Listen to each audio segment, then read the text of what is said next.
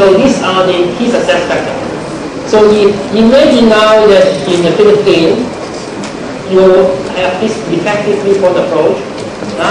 You have effective enforcement. You have the anti-corruption agency with professional and incorruptible staff. You have the good laws. You have enough resources, and there's a good partnership to work together.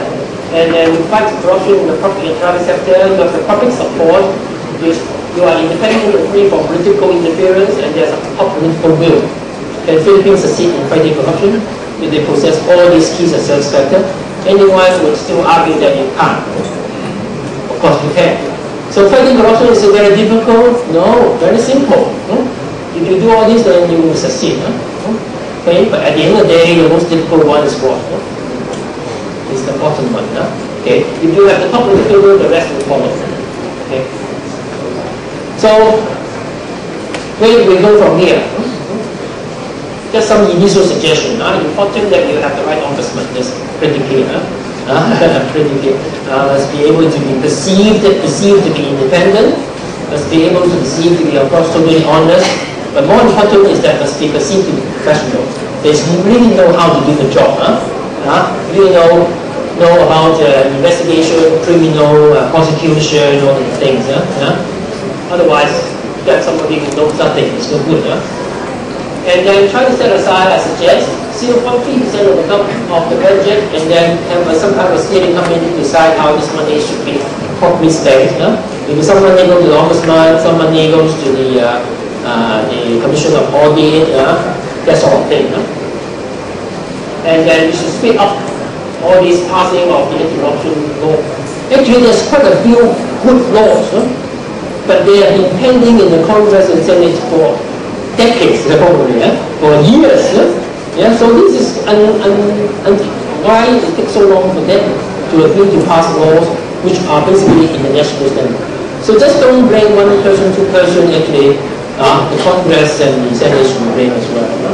Okay, and then build up this accountability system for the ombudsman. One committee I mentioned to you. Really, there should be judicial reform. In this country, one of the biggest problems of fighting corruption, even if you succeed in getting somebody to court, how long will it take to get him in the jail? If you ever, how long? Before you go to the States? At least 6 years. At least 6 years. Normally, it's more than 12 years. Why? Because there's a problem in the judiciary. The problem in the judiciary. Firstly, they have insufficient judges. They have a big Senate bias, but we have 2 judges there. Okay, and so we need judicial reform, some kind of service guarantee that they should conclude 90% of corruption cases in 12 months, something like that. Okay, this will be the kind of service guarantee in Hong Kong.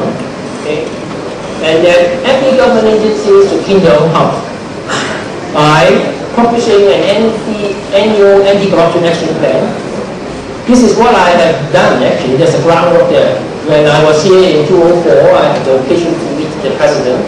And one of the suggestions I said to her is that we should try to get the government ministry to fight corruption.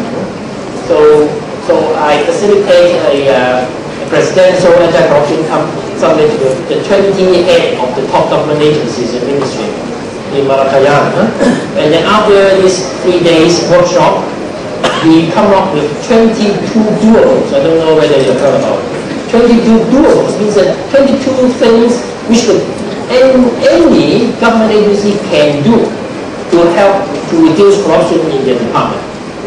So there's a standard, a common standard, which they discuss. And then after that means that every year they should look into these 22 doables to see what kind of progress they have made. Okay, but slowly probably it's losing its sustainability. But this is a good idea actually. Some countries have that very effectively. You see that, for example, very effective.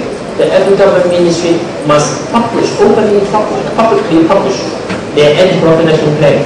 So the media and the public can actually look at the action plan. Oh, you said that you're going to do this in this 12 months. What happened? Why nothing is done? Okay. And resurrect this selective government. This again, this is what I introduced in 2005 as well. At that time, I facilitated a workshop with the heads of the three key independent accountability agencies. The Ombudsman, head of the Ombudsman, head of the Commission of Audit, the head of the Civil Service Commission. Yeah? And then they all went to a place called Solenda, which is a dive resort, because I like scuba diving. Okay, in now. Then after the workshop, they brainstorm for the whole day, 3 days, and they come up with a memorandum of understanding. This is what I will do to help you. This is what you will do to help me. This is what we will do to help each other. And so this is a good model of partnership. So again, if you are new ombudsman, this is what you should do. Resurrect this, and then the business sector should also get involved as well. The business. So these are my initial suggestions. When you have a new ombudsman, maybe these are the suggestions that they can take up. So, maraming salamat.